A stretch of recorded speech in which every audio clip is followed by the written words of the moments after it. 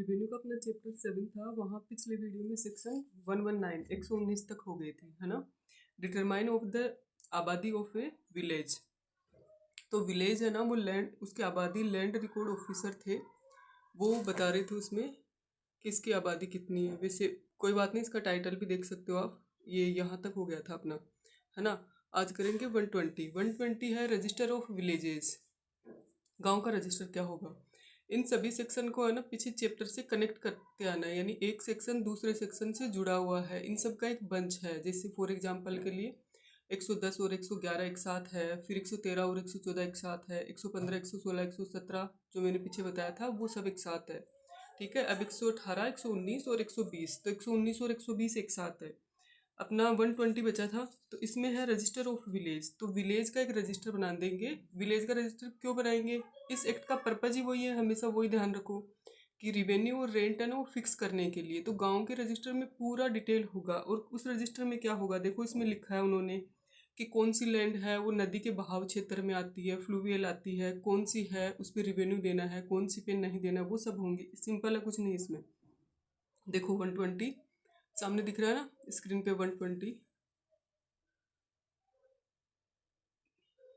Section, ये रहा 120।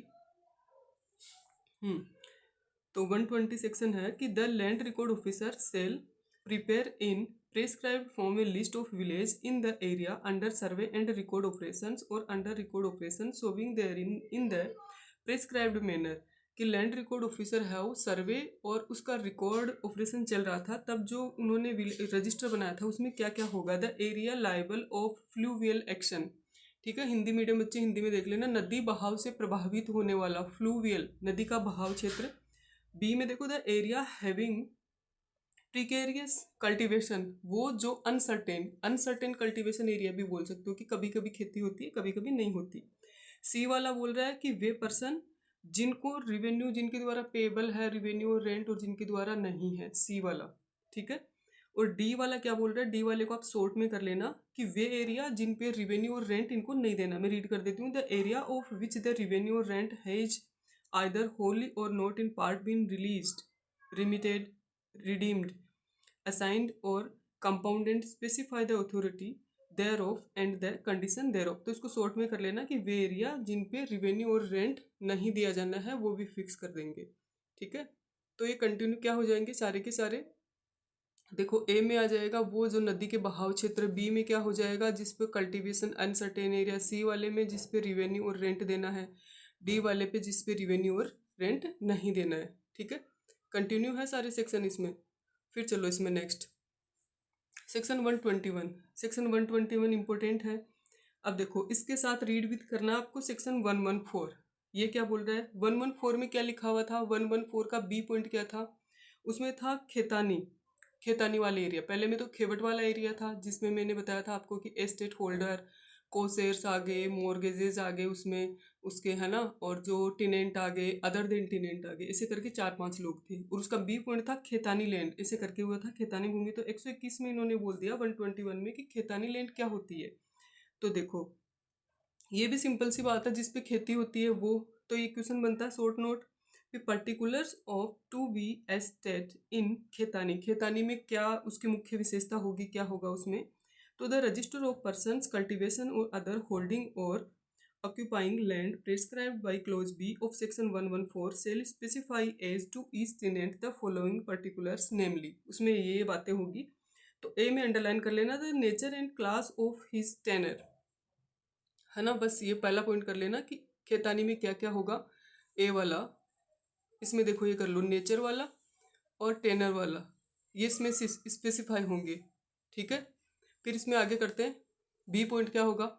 B point इसमें लिखा हुआ है, ए के लिए इतना इनफ है, द अमाउंट ऑफ प्रीमियम। तो आप सीधा बस ये करो, द अमाउंट ऑफ प्रीमियम होगा इसमें, द अमाउंट ऑफ प्रीमियम। तो प्रीमियम होगा, कितना प्रीमियम होगा, बी वाला। सी वाले में देखो द डेट ऑफ द खातेदारी पर्चा। तो खातेदारी भूमि, गांव में अगर जो भी बच्चे गांव से रिलेट करते हैं ना, या थोड़ा इसको समझो, ठीक है। तो जो जमीन होती है ना उसका एक खातेदारी पर्चा होता है, यानी किसके नाम से है किसके नाम से नहीं होते, उसको पर्चा बोलते हैं ये। तो खातेदारी पर्चा होगा। तो कंटिन्यू चलो। सबसे पहले ए में क्या आया था, ए में आया था कि उसका नेचर और class of his tenure. B वाला हो जाएगा क्या प्रीमियम देते हैं उस पर, क्या नहीं देते हैं। सी वाला क्या हो जाएगा, सी वाला इसमें हो जाएगा और सी वाला क्या हो जाएगा, सी वाला हो जाएगा खातेदारी पर्चा। अब सीधा डी में आओ, डी में आ जाएगा खसरा नंबर। तो जब भी अपन लैंड के बारे में कोई इन्फॉर्मेशन लेते हैं ना, तो वो बोलते हैं खसरा नंबर बताइए। खसरा नंबर से हमें पूरी डिटेल पता चल जाती है, तो खसरा नंबर को गोला कर लेना। ई में देखो annual rent payable, annual rent क्या होती है उस पर पेएबल, तो एनुअल रेंट को देख लेना, हिंदी में लिखा उसके द्वारा चुकाए जाने वाला वार्षिक लगान। फिर देखो एफ में, एफ में एनी अदर कंडीशन, अगर किस कोई भी उस पर इम्पोज है ना एनी अदर कंडीशन, तो वो, तो इस पे एनी अदर कंडीशन कर देना एफ में। एफ गया, ये वो रहा एनी अदर कंडीशन। फिर चलो जी में, जी में क्या बोला है इन्होंने, जी में बोला है कि the case of a person other than a खातेदार टिनेंट। तो बस इतना ही लिख देना कि खातेदार जो टिनेंट है उसके अलावा अगर कोई और पर्सन है तो उसके बारे में जो भी डिटेल है वो दे देंगे हम। ठीक है, टेनेंट खातेदार जानते हो ना, जो अब टेनेंसी एक्ट में खातेदार खेती करने वाला किसान होता है, काश्तकार होता है, उसके बारे में बोला है इन्होंने। फिर देखो एच, एच में इन्होंने बोला है such other particular. Such other particular का मतलब वो उसमें वो सारी डिटेल लिख सकते हैं कि सोल की क्लास क्या है जो हमने सर्वे किया था, सर्वे रिपोर्ट में क्या आया था, रिकॉर्ड रिपोर्ट है वो क्या है, इसके मैप के बारे में जो भी पूरी इन्फॉर्मेशन है ना वो सारी एच में डाल सकते हो आप। ठीक है, अदर प्रिस्क्राइब्ड मैनर में। सब सेक्शन 2 को छोड़ो, तो अपना 21 सेक्शन कंप्लीट हुआ। 21 में क्या क्या था अपना, 21 में अपना आया था टोटल, देखो वापस, कि जो particulars to be state of खेतानी, तो खेतानी भूमि के क्या क्या होंगे। तो आपको इतना ही ध्यान रखना है कि सेक्शन 114 में जो बोला था बी में, उसकी डिटेल के अकॉर्डिंग इसमें सारा का सारा वो होगा कि जो लैंड है वो किसके नाम से है, उसका नेचर क्या है, उसका टेनर क्या है। फिर सीधा हम बी में आए थे, बी में था कि प्रीमियम क्या है, सी में था डेट ऑफ खातेदारी पर्चा क्या है, डी में क्या है खसरा नंबर क्या है उसका, सी ई में क्या था एनुअल रेंट पेएबल हिम वो कौन सी है, और एफ में क्या था कोई अदर कंडीशन है वो, जी में क्या था, जी में था कि जो टेनेंट और खातेदार है उसके अदर दिन कोई पर्सन है वो, और एच में क्या था एनी अदर पर्टिकुलर्स, उसमें आप सर्वे रिकॉर्ड लिख सकते हो, सोइल की जो भी वो होती है क्लास वो सब लिख सकते हो इसमें। ठीक है, अब चलो सेक्शन 122 में, 122 में 122 में अटेस्टेशन ऑफ इंट्रीज। तो इसका टाइटल कर लो, कुछ नहीं है इसमें, तो इसका हो जाएगा all undispute entries in the record of rights shall be attested by the parties. इतना देख लेना, एमसीक्यू आ जाए तो अच्छा है कि कौन करेंगे इसका अटेस्टेशन, पार्टीज करेगी। ठीक है, हिंदी वाले हिंदी में देख लें, जो इंद्र राजू लिखा हुआ है ना यहाँ पे, इसको आप अटेस्टेशन या अनुप्रमाणित बोल सकते हो, प्रमाणीकरण लिखा हुआ है ना, इंट्रीज के लिए बोला है इन्होंने, इंद्र राज सॉरी इंट्रीज बोला है, तो आप इंट्रीज लिख सकते हो इसमें, या प्रविष्टियाँ कर देना। 124 देखो क्या बोल रहा है, 124 बोल रहा है सेक्शन 124, ये रहा आपका 124। ये बोल रहा है प्रोसीजर्स व्हेन रेंट और रिवेन्यू पेएबल इज डिस्प्यूट। अब जो रेंट और रिवेन्यू देना है ना, जो अपन ने अभी 121 में पढ़ा था कि क्या प्रीमियम देना है, क्या रेंट देना है, वो सब खेतानी भूमि में डिटेल होगी। अब 124 इसी से निकल के आ गया। ये समझो कि अगर डिस्प्यूट है कि हम कितना रेंट दें, क्या रिवेन्यू दो, तो क्या करेंगे। तो इसमें लिखा हुआ है साफ साफ क्या, कि in case of any dispute regarding the rent revenue payable the land record officer shall not decide dispute. ये अच्छी बात है ना।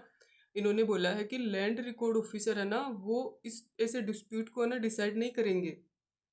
कहाँ गया, ये रहा, land record officer shall not, note का ध्यान रखना, वो डिसाइड नहीं करेंगे। अगर डिसाइड नहीं करेंगे तो वो क्या करेंगे, लेकिन आगे देखो यहाँ से लिखा हुआ है but shall record as payable for the year in which the record of rights is framed the rent of revenue payable for the previous year unless it has been enhanced or abated by a decree order agreement under this act or under Rajasthan Tenancy Act 1955। तो ये बोल रहा है कि land record officer जिस अभी जैसे dispute हो रहा है, तो इससे जस्ट पिछले साल जैसे वो रेंट और रेवेन्यू ले रहे थे ना, सेम उसी मैनर से ले लेंगे जब तक उसके संबंध में उस डिस्प्यूट के बारे में कोई भी ऑर्डर डिक्री और एग्रीमेंट नहीं आ जाता है अंडर दिस एक्ट और राजस्थान टेनेंसी। सिंपल। तो जब रिवेन्यू और रेंट के लिए कोई भी डिस्प्यूट हो तो लैंड रिकॉर्ड ऑफिसर उसमें डिसाइड तो नहीं कर सकते, लेकिन पिछले साल जैसे रेंट और रिवेन्यू लेते थे वैसे अब भी वो ले लेंगे। ठीक है, तो कंटिन्यू रहेगा रेंट और रिवेन्यू का लिया जाना। फिर चलते हैं सेक्शन 126 और 127 का टाइटल कर लेना, कुछ नहीं है। 127 में थोड़ा सा देख लेना, बार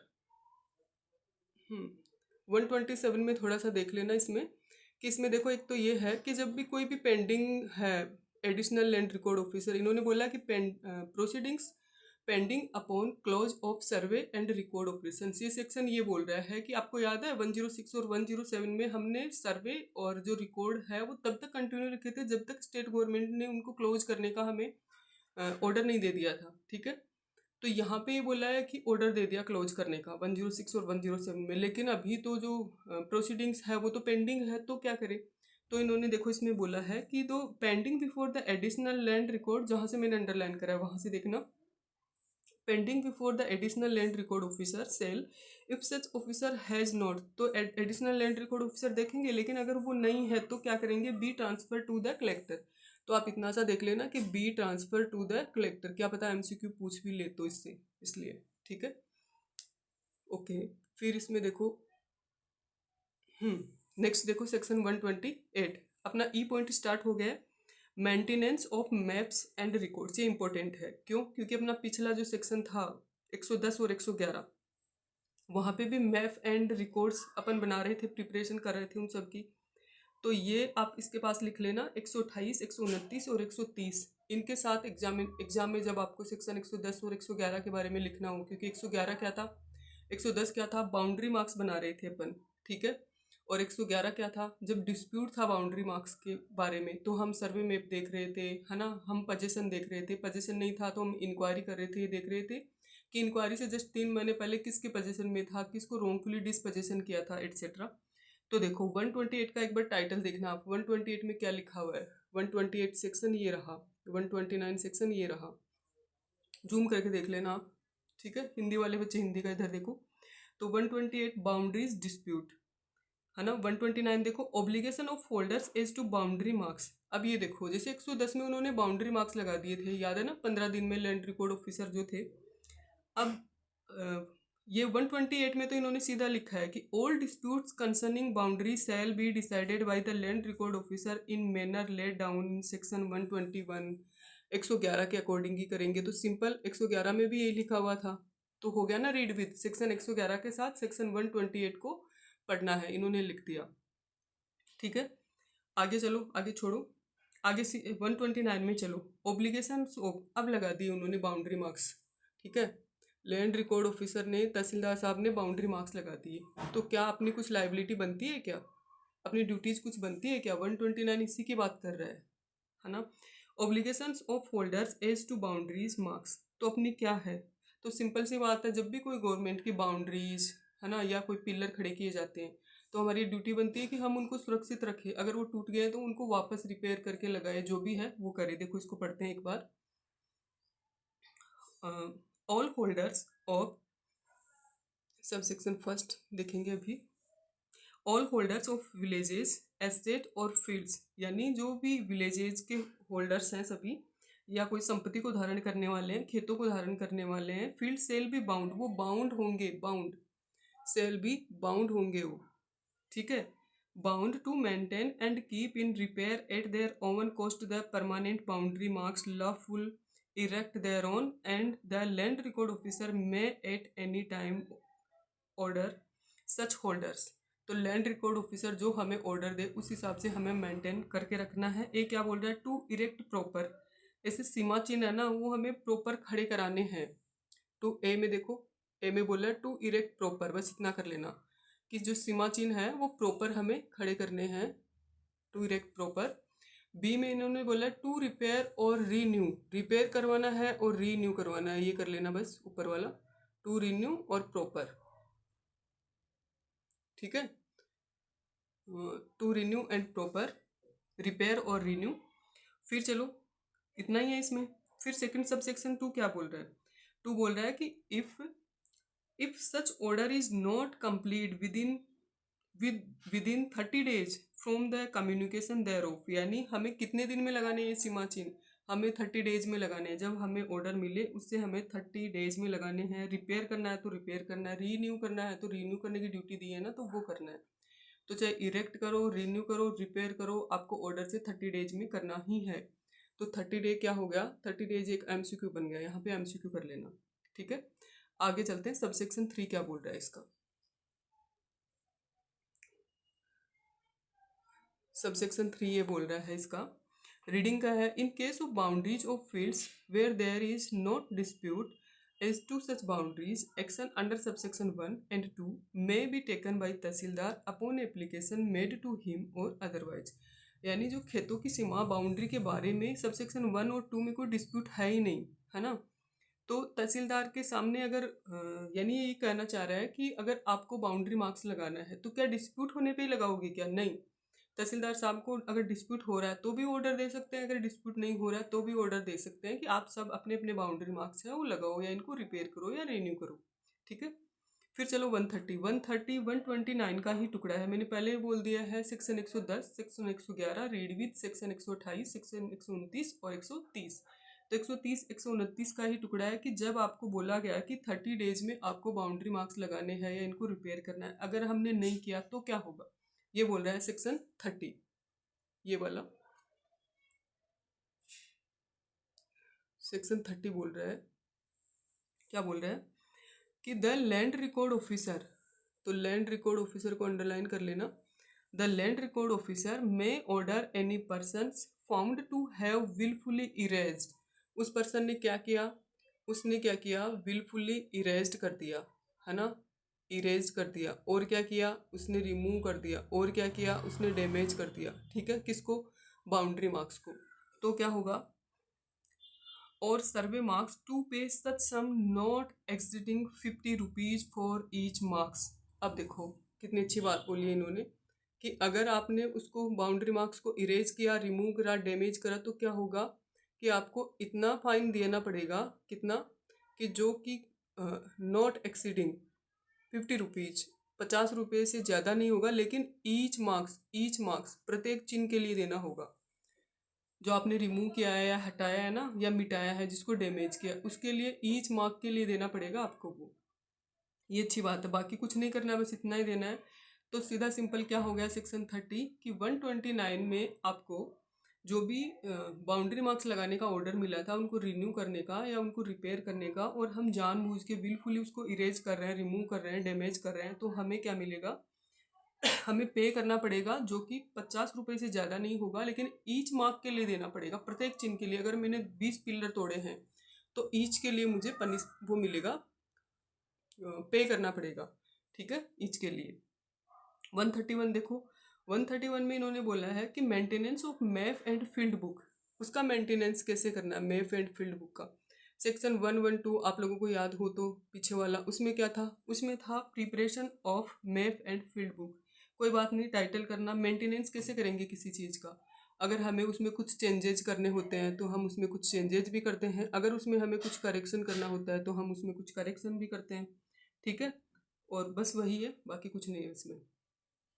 फिर चलते हैं इम्पोर्टेंट टॉपिक आपका, एनुअल रजिस्टर क्या होता है ना, ये पूछता भी है एग्जाम में, मेंस में भी पूछ लेता है इसका शॉर्ट नोट।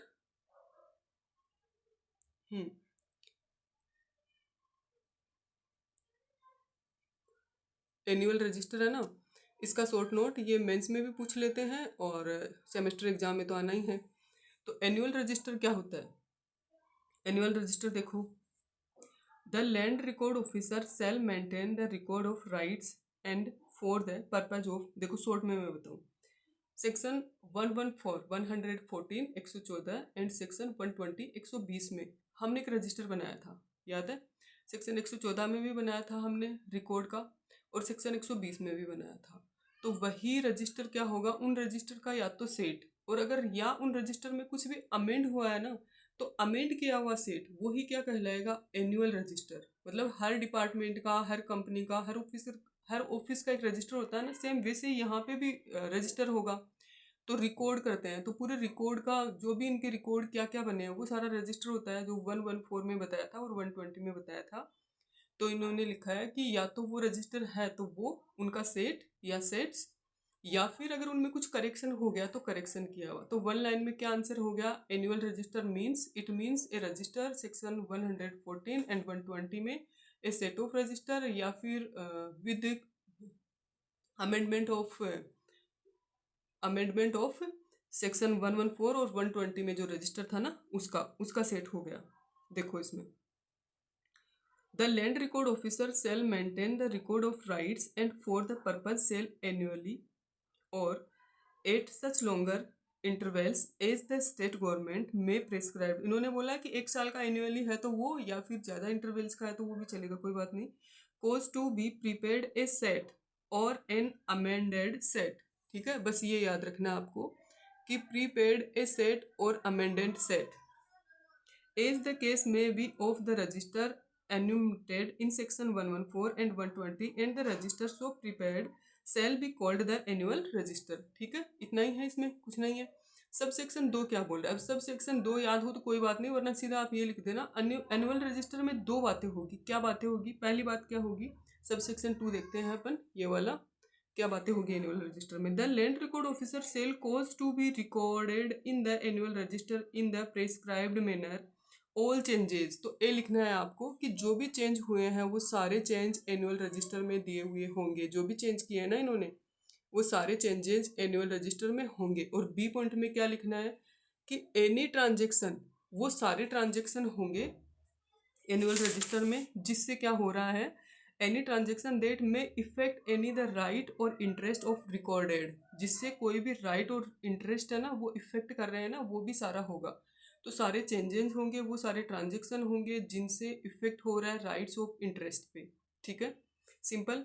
अब सेक्शन 113 से लेके 135 तक एक नया क्वेश्चन बनता है। क्या? What is mutation? म्यूटेशन क्या होता है? हिंदी में बोलते हैं नामांतरण। क्या होता है नामांतरण? किसे बोलते हैं? ठीक है, नामांतरण किसे बोलेंगे? सेक्शन 113 नामांतरण से देखो, टुकड़े करके देखो। नाम का अंतरण, एक पर्सन से दूसरे पर्सन के नाम होना।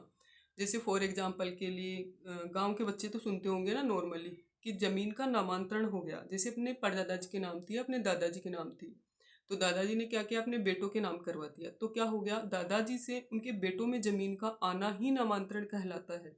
ठीक है, तो शॉर्ट में आप इसको ऐसे कर सकते हो कि म्यूटेशन मीन्स जब कोई लैंड या तो ट्रांसफर के द्वारा या सक्सेशन के द्वारा या फिर किसी अदर प्रोसीजर के द्वारा एक पर्सन से दूसरे पर्सन में जाती है तो वो ही क्या कहलाता है, म्यूटेशन कहलाता है। हिंदी में आप ये लिख सकते हो कि म्यूटेशन का मेन पर्पज क्या होता है, रिवेन्यू है या रेंट है वो फिक्स करना। क्योंकि अगर दादाजी के नाम ही ज़मीन है, दादाजी अब रहे ही नहीं, तो फिर रेंट और रेवेन्यू कैसे फिक्स होगा? ताकि अगर उनकी बेटों में जाएगी तो फिक्स हो जाएगा ना कि किसको अब गवर्नमेंट को कौन देगा रेवेन्यू, कौन देगा रेंट। वो सब इसका सारा पर्पज है। अब दूसरा आप इसमें ये लिख सकते हो कि म्यूटेशन कैसे होता है, कैसे करते हैं, क्या इसकी कोई स्पेशल प्रोसीजर है क्या? तो 135 में बोला है प्रोसीजर ऑन रिपोर्ट या नोटिस बोल सकते हो आप, यानी सूचना देके। आप सूचना देके ये जो म्यूटेशन है ना, नामांतरण है ना, वो करवा सकते हो। अब वो सूचना कैसे देंगे, किसे देंगे, वो सारा अपन पढ़ेंगे 133 से लेके 133 से 135 तक। ठीक है, चलो 133 क्या बोल रहे हैं, देखो। Every person obtaining possession by succession, transfer or otherwise. देखो 3 बातें बोली है इसमें, है ना, बहुत अच्छा सेक्शन है। इन्होंने बोला कि एवरी पर्सन ऑब्टेनिंग पोजेशन, कोई भी पर्सन है वो कैसे ले रहा है, मैं बोल रही हूँ ना, एक पर्सन से दूसरे पर्सन के नाम। तो वो जो एक पर्सन से दूसरे पर्सन में ट्रांसफर सक्सेशन से भी हो सकता है। ट्रांसफर का मतलब अब ट्रांसफर ऑफ प्रॉपर्टी एक्ट में जो 5-6 मैनर थे ना, उनसे भी हो सकता है। जैसे मॉर्गेज था, लीज था, गिफ्ट था, एक्सचेंज था, वो सब, या फिर अदरवाइज। तो ये तीनों पे A B C नाम दे लेना आप। तो succession, transfer or otherwise of any property और अदर राइट। अब क्या हो रहा है, और of any property, succession, transfer or otherwise किस पे राइट मिल रहा है उसको, प्रॉपर्टी पे मिल रहा है। इसके जस्ट आगे लिखा हुआ है, देखना आप, है ना। प्रॉपर्टी पे मिल रहा है या फिर उसको राइट्स पे मिल रहा है, देखो राइट लिखा हुआ है, या इंटरेस्ट पे मिल रहा है या फिर प्रॉफिट पे मिल रहा है। ठीक है, तो प्रॉपर्टी पे और अदर राइट्स पे मिल रहा है, इंटरेस्ट इन एनी लैंड और the profit there of which is required by this act और any rules made there under to be recorded in the annual register. ठीक है, जो भी उसको सक्सेशन से, ट्रांसफर से या अदरवाइज किसी प्रॉपर्टी में, किसी राइट में, इंटरेस्ट में, लैंड में या प्रॉफिट में जो भी कोई राइट एक्वायर कर रहा है वो अंडर दिस एक्ट, इस एक्ट में जो भी रूल्स हैं उनके according, shall be bring the fact to be the notice of the village patwari. तो वो विलेज पटवारी को जाके सबसे पहले क्या करेगा, नोटिस देगा, उसको इन्फॉर्म करेगा, क्योंकि सबसे छोटी इकाई क्या होती है, सबसे छोटी यूनिट गांव में रिवेन्यू की पटवारी होता है, ठीक है, पटवारी को देगा। And report it to the tehsildar of the tehsil, या तहसील के तहसीलदार को भी दे सकता है। In which such land is situated either direct through the village patwari, या फिर डायरेक्ट विलेज पटवारी के थ्रू किसको दे सकता है, और लैंड रिकॉर्ड इंस्पेक्टर के थ्रू दे सकता है। विद इन 33 मंथ्स, 3 महीने में देगा। From the date on which he obtain such possession, जैसे मैं आज पोजेसन ले रही हूँ, ठीक है, मेरे पापा से, तो मैं क्या करूँगी, 3 महीने में पटवारी को या सीधा तहसीलदार को, या तहसीलदार या फिर जो लैंड रिकॉर्ड इंस्पेक्टर है, उनके माध्यम से मैं तहसीलदार तक ये इन्फॉर्मेशन दे सकती हूँ, ठीक है। कब से, 3 मंथ में। तो 3 मंथ में बन रहा है एमसीक्यू आपका, ये जो 3 मंथ है ना, यहाँ से एमसीक्यू बन रहा है 3 मंथ में, ये वाला 3 मंथ में वो दे सकता है। सेकंड वाला क्या बोल रहा है, सबसेक्शन सेकंड, कुछ नहीं, सिंपल है। सबसेक्शन सेकंड में, सबसेक्शन सेकंड में बोल रहा है कि अगर वो माइनर है या फिर वो डिस्क्वालीफाई है, तो उसकी जो भी गार्जियंस है ना, वो उसकी तरफ से जो चार्ज रख रहा है उसकी तरफ से वो ऐसी इन्फॉर्मेशन देंगे, ऐसी रिपोर्ट करेंगे, ठीक है।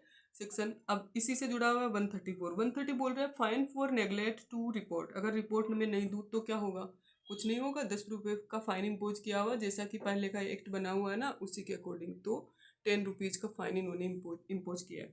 फिर चलो 135 पे। 135 क्या बोल रहा है, प्रोसीजर ऑन रिपोर्ट, तो कुछ नहीं है प्रोसीजर ऑन रिपोर्ट में भी, है ना। अब इन्होंने बोला है कि जब म्यूटेशन नामांतरण करवाना है तो उसकी रिपोर्ट कैसे दोगे आप, ये पूछा है इन्होंने, ये बताया 135 में। देखो, the tehsildar on receiving such reporter upon the fact coming otherwise to his knowledge, यानी या तो रिपोर्टर ने, किसी रिपोर्टर ने उनको रिपोर्ट दी है, किसी रिपोर्टर ने उनको रिपोर्ट दी है, या उनको खुद को नॉलेज हुआ है ना, उनको खुद को नॉलेज हुआ है, सॉरी, क्या नॉलेज हुआ है, shall make such inquiry as appears necessary and in undispute case. अब देखो, ये अच्छी बात है कि कोई भी अनडिस्प्यूट केस होना, वहाँ पे म्यूटेशन की क्या प्रोसीजर होगी अनडिस्प्यूट केस में। If the succession or transfer or otherwise acquisition appear to have taken place, shall recorded the same in the annual register. तो कोई बात नहीं, जब भी कोई रिपोर्ट मिलती है किसको, तहसीलदार साहब को, या फिर उनके नॉलेज में आता है कि हाँ अनडिस्प्यूट मैटर है और इन लोगों का नामांतरण हुआ है, जैसे पिताजी ने राजी राजी अपने पुत्रों के नाम किया है, अनडिस्प्यूट ही है, तो कुछ नहीं है, वो अपने एनुअल रजिस्टर में रिकॉर्ड कर लेंगे कि हाँ ये जो लैंड है ये इनसे इनके नाम हो रही है, सिंपल है। सेकंड वाला क्या बोल रहा है, वो बोल रहा है कि अगर कोई डिस्प्यूट मैटर हो तो उस कंडीशन में क्या होगा, if the succession or transfer or other acquisition is disputed the tehsildar shall competent under this act. अगर फिर तहसीलदार साहब ये देखेंगे कि इन लोगों के बीच में तो झगड़ा है, मैं कैसे नामांतरण करूँ, कैसे म्यूटेशन करूँ, तो वो देखेंगे क्या मैं कंपेटेंट हूँ। अगर वो कंपेटेंट अंडर दिस एक्ट और any other law for time being in force decide, तो क्या करेंगे, इस मैटर को डिसाइड कर देंगे, ठीक है। और फिर क्या करेंगे, according to law and if not competent, अगर वो बोल रहे हैं कि अगर मैं कंपेटेंट ही नहीं हूँ तो मैं क्या करूँगा, रेफर कर देंगे मैटर को। तो इसमें 3 चीज़ें गोला कर लो, डिस्प्यूट है डिसाइड कर देंगे, अगर कंपेटेंट नहीं है तो रेफर कर देंगे किसको, कंपेटेंट डिसीजन के लिए कंपेटेंट किसी भी ऑफिसर को, ठीक है। यहाँ तक आपका वेरी इंपॉर्टेंट था सारा, वो हो गया अपना। फिर चलो सीधा 136 का टाइटल है, कुछ नहीं है, करेक्शन करना है एरर्स में, तो ये हो गया करेक्शन। फिर चलो 137, कुछ नहीं है, टाइटल करो। 138, 139, 140 सबके टाइटल है। 130 क्या बोल रहा है, इंस्पेक्शन ऑफ रिकॉर्ड्स। तो इंस्पेक्शन मतलब जैसे ही गांव में क्या करते हैं, ये पटवारी के पास जाते हैं और वहाँ पे जाके फ्री ऑफ कॉस्ट आप देख सकते हो कि कौन सी लैंड है मेरी है, कौन सी लैंड का मैप कैसा है, जो भी देखना चाहो ना आप, तो फ्री ऑफ कॉस्ट है ना, वो देख सकते हो। तो देखो इसमें लिखा हुआ है, इन्होंने लिखा है कि फ्री ऑफ कॉस्ट, ये रहा, फ्री ऑफ कॉस्ट देख सकते हो, टाइटल याद कर लेना, फ्री ऑफ कॉस्ट याद कर लेना। 139, कॉपीज भी फ्री मिल जाएगी क्या, नहीं, कॉपी बिल्कुल फ्री नहीं मिलेगी। अगर आप ये बोलो कि हमें हमारे खेत की कॉपी चाहिए तो नहीं मिलेगी, आपको पेमेंट करना होगा, इसके लिए आपको पेमेंट करना होगा, कॉस्ट देनी होगी। तो 139 का टाइटल है। फिर 140 में क्या है, प्रजम्पशन करना है, कुछ नहीं, छोड़ो। 140 ये टाइटल है और 141 टाइटल है, डिसीजन टू बाइंडिंग और रिवेन्यू कोर्ट्स, ठीक है। 141 ये रहा, इसका टाइटल कर लेना 141 का, ठीक है, ओके।